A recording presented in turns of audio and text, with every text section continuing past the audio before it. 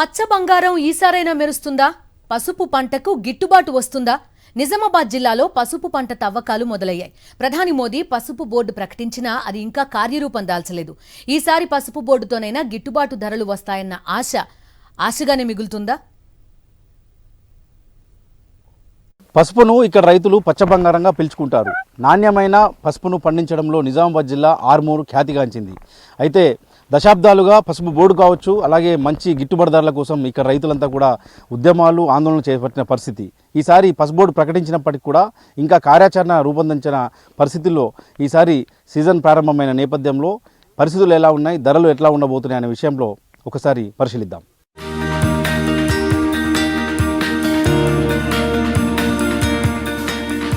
నిజామాబాద్ జిల్లాలో అత్యధికంగా నాణ్యమైన పసుపు సాగవుతుంది. దేశంలోనే ఈ పసుపుకు మంచి పేరుంది.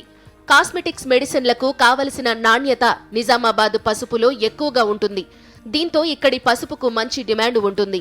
ఆర్మూరు డివిజన్లో మాత్రమే పసుపు పండిస్తారు.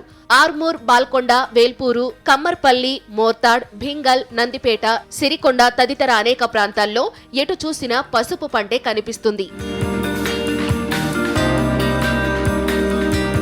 పసుపును 9 నెలల పాటు సాగు చేస్తారు.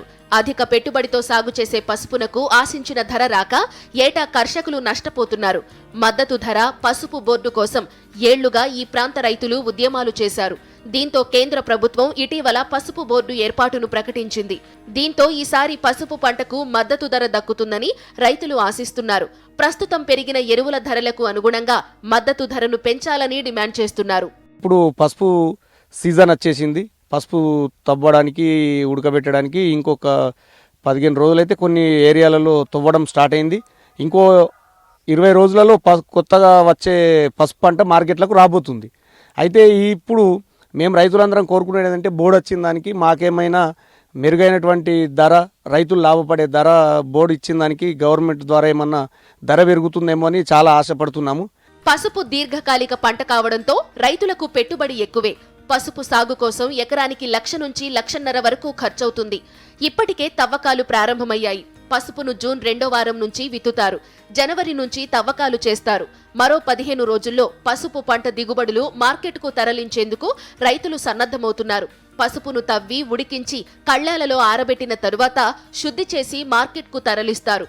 కనీసం క్వింటాలుకు 12,000 ధర ఉన్నా రైతులకు లాభాలు రాకున్నా నష్టాలు రావంటున్నారు. పసుపు దొబ్బుడికి సీజన్ స్టార్ట్ అవుతుంది, కానీ మాకు రైతులు ఒకటే ఆందోళన చెందుతున్నారు. ఎందుకంటే పంట అకాల వర్షాల వలన పంట దిగుబడి బాగా తగ్గిపోయింది.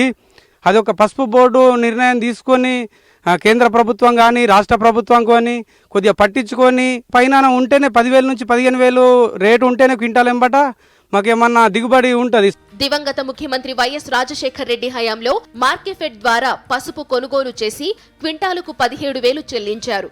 కానీ తరువాత వచ్చిన పాలకులు పట్టించుకోకపోవడంతో పసుపు రైతులు నష్టపోయారు. అసెంబ్లీ ఎన్నికలకు ముందు ప్రధాని మోదీ ప్రచారంలో భాగంగా తెలంగాణకు పసుపు బోర్డు ప్రకటించారు. ఇప్పటికీ ఎలాంటి మార్గదర్శకాలు లేవంటున్నారు రైతులు. ఒక ఎకరాకు ఖర్చు మనకు 40,000 నుంచి 50,000 రూపాయలు ఖర్చు వస్తుంది.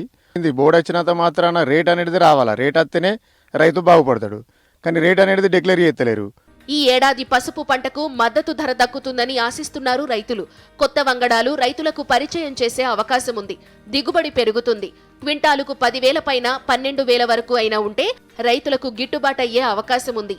నిజామాబాద్ మార్కెట్లోనూ గత కొన్నేళ్లుగా మద్దతు ధర లభించడం లేదు.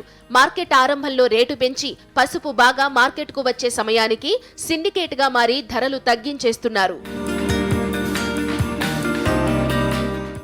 వీళ్ళంతా డిమాండ్ చేస్తుంది ఒకటే, ఖచ్చితంగా క్వింటాల్కు 12,000 నుంచి 15,000 వరకు రూపాయలు మద్దతు ధర కనుక పలికితే ఖచ్చితంగా ప్రయోజనంగా ఉంటుందని చెప్పి ఈ ఆలూరు రైతులు చెప్తున్న పరిస్థితులు ఇక్కడ కనిపిస్తున్నాయి.